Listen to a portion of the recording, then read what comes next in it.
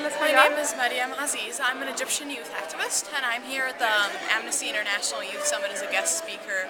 I was just talking about youth activism and the importance of that in our global community, because you see, I think that really great organizations are doing what seems to be really good stuff, but as I said, there's no nice way to say this, but sometimes we need to realize that, to hell with good intentions, we need to really be holding our governments and our non-government organizations even accountable to how we're actually going about changing our world. It's not just about changing it, but changing it sustainably.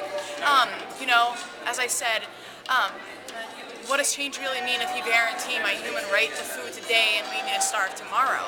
And I think that us as youth, we have a huge role to keeping our government and our world accountable, and that's one way that we need to be changing our world. And I think, another part is the bigger institutional level, which is the revolutions that we see happening in my own country. An 18-day revolution is what it took to overthrow a 30-year dictatorship. So power to the youth. So what do you hope the young people at the Amnesty Youth Conference, what kind of message do you hope they leave with? Well, one thing I hope they leave with is they realize their power, because we only act as far as we perceive the limit of our power. But the other thing I think is so important, and it's kind of undergrounded. I don't know why we don't think of this or talk about it, but we're not giving a voice to the voiceless in our pursuit to change the world.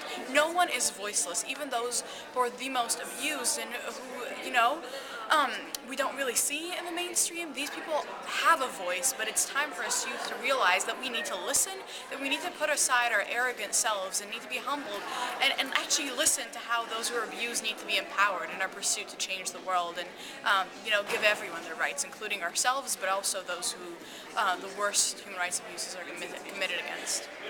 Thanks so much, Miriam. No problem.